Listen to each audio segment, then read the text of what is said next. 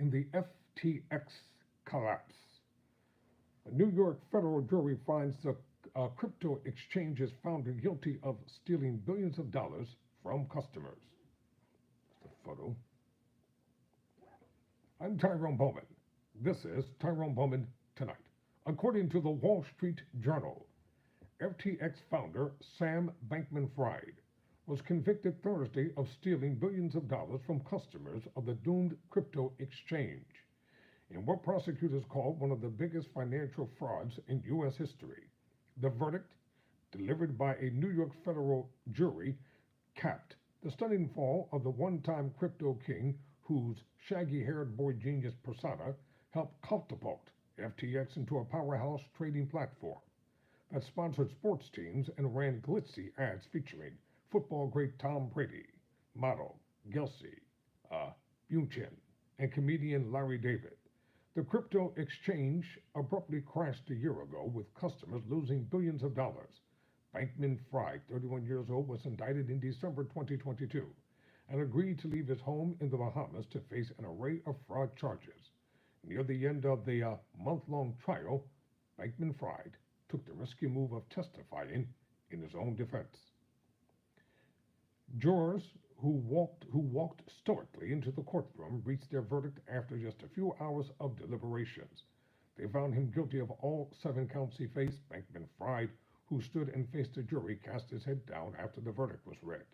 His parents both held their heads in their hands, and his mother cried. A sentencing date was set for March 28, 2024. He could face a decades-long prison term. So here is an artist's drawing of what took place in the courtroom.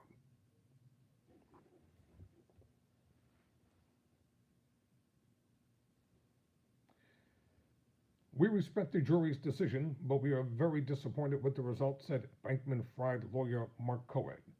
Mr. Bankman-Fried maintains his innocence and will continue to vigorously fight the charges against him. For federal prosecutors, the verdict was an expected victory after putting forward what many observers saw as a powerful case that included 18 witnesses. The U.S. Attorney's Office in Manhattan had accused Bankman-Fried of being a greedy billionaire who lied to customers, investors, and lenders while flying on private jets and hobnobbing with current and former heads of state. Prosecutors presented evidence and testimony showing Bankman-Fried was the architect of a scheme to siphon FTX money to repay the debts of its sister's hedge fund. Alameda Research bankroll risky investments, buy luxury estate cars, and cover hundreds of millions of dollars in political donations. So here's a better photo of Bankman-Fried.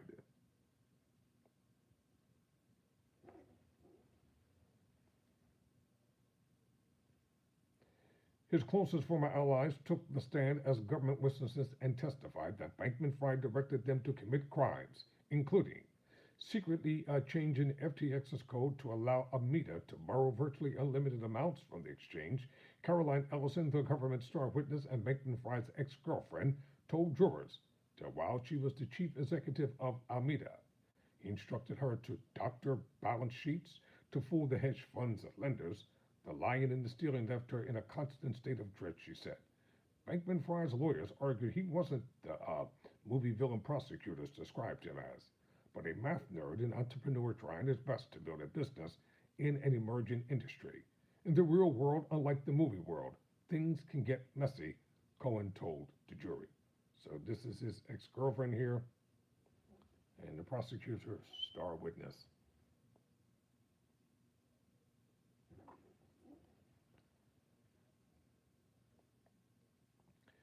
Bankman-Fried's decision to take the stand appeared perhaps his only shot at changing the moment or the momentum of the case. On his first day of testimony, Bankman-Fried confidently told jurors that he was a well-meaning player in the wild west of crypto and that he frequently met with lawyers in Washington in hopes of building a regulatory framework for the industry. He said he never defrauded customers, but regretted not instituting better risk management at FTX before its collapse in November 2022. We sure should have, he said. Under cross-examination, Bankman-Fried floundered as a prosecutor contrasted his many public statements with his private ones in an attempt to show he was a liar. Bankman-Fried gave evasive answers and said he had little recollection of past comments prosecutors cited. During closing arguments, Assistant U.S. Attorney Nicole Ruse told jurors that Bankman-Fried said he didn't recall at least 140 times. Sounds like a politician. You know what they used to say? I can't recall, I can't recall, I can't recall, I can't recall. And these were supposed to be Ivy League college educated graduates. He approached every question like up was down and down was up, Ruse said. Bankman-Fried founded TFX in 2019. By 2021, the exchange had millions of customers and roughly $1 billion in annual revenue. Bankman-Fried testified. It imploded after the crypto website CoinDesk published in early November 2022 what purported to be a leaked Alameda balance sheet, causing a run on FTX customer friends. Presiding over the trial was 78-year-old U.S. District Judge Lewis Kaplan, who kept the case moving by scolding prosecutors and defense lawyers for asking unnecessary questions while providing moments of levity with quips about the Brooklyn Dodgers and recollections of working in his father's deli as a child. Bankman-Fried still has other legal troubles looming. He is facing additional charges that could go to trial. In March, including allegations of bank fraud and bribery conspiracies, those charges were added after the initial indictment and separated from the first trial because of litigation in the Bahamas over the terms of his extradition. Kaplan instructed prosecutors to let him know by February 1 if they plan to proceed with those charges. The jury, composed of 9 women and 3 men, ranged in age from 33 to 68. The jurors include a former investment banker, a high school librarian, and an unemployed social worker. Prosecutors built their case around the testimony of Ellison and 2 other members of Bankman-Fried's inner circle, all of whom agreed to cooperate with prosecutors after pleading guilty to fraud and other offenses. The trio corroborated each other's accounts, which were bolstered by contemporaneous documents and signal chats that prosecutors showed the jury. All 3 pointed to Bankman-Fried as the mastermind of the fraud and accused him of covering his tracks, including by using an auto-delete function on messaging apps. I'm going to leave it right there. I'm Tyrone Bowman.